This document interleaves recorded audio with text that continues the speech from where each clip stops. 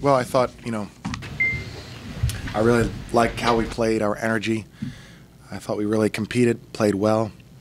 Not perfectly, obviously, but I thought, we're making significant progress, and that's what we need to keep doing. So I'm proud of our effort. Congratulate Georgetown, obviously a very long, athletic, and good team.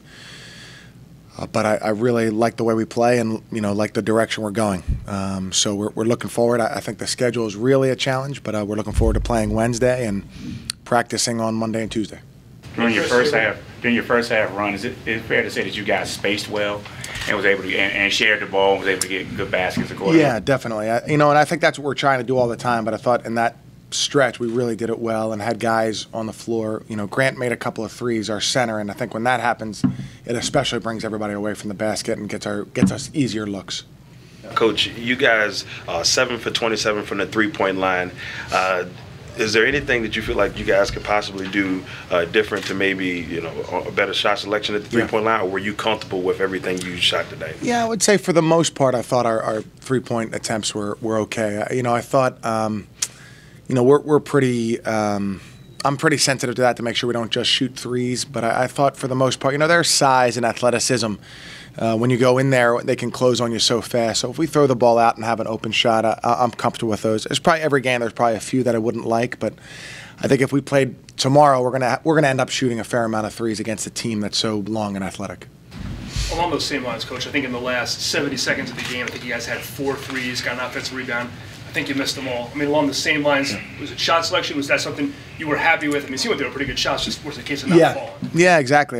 They were good shots, and those are the ones that we practice. Those are the ones that we want to get and we're trying to get. And, they don't always go in. They had a big three by Pickett there that, number one, and he made it right at the end of the shot clock, a good contest. And, we had our opportunities and did not make ours. So, but if we can close the gap a much that it's about making those shots at the end, then I think we've done a good job, and we need to keep progressing and get ourselves to the point where we do make those shots. Given their length advantage, were there times where you had to pick defending the post and the perimeter and exactly. kind of getting caught between the two? Yeah, we really wanted to double team the post and make it very difficult for them to score in the post because they are so imposing inside, especially Govan.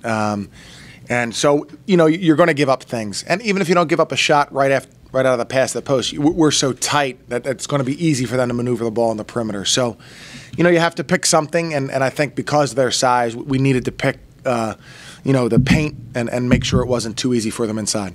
Coach, you keep mentioning progress, and I know you have to take positives away from a 1-5 start, but as you go through this and you're as close as you guys are, does it get frustrating for that locker room for you guys that you're right there and you see it, it's just not coming through?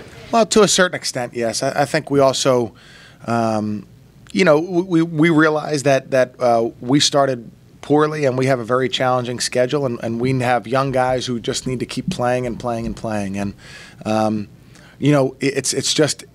Everything affects you when you're young. It's not just, hey, they didn't run the play right. It's every single thing. And so as we continue to work at it, and our guys' attitudes have been very, very good, and if we have a good practice Monday, that's another positive step. And so I think that the progress that we make, even though it might not be overnight, I know it'll be there, and I know we'll be better and better and better as we go on. How hard is it to teach an offense predicated on Princeton principles, but still allowing guys to break off and get their shot? How hard is it to really teach that, get that balance? Yeah, well, I appreciate you noticing that.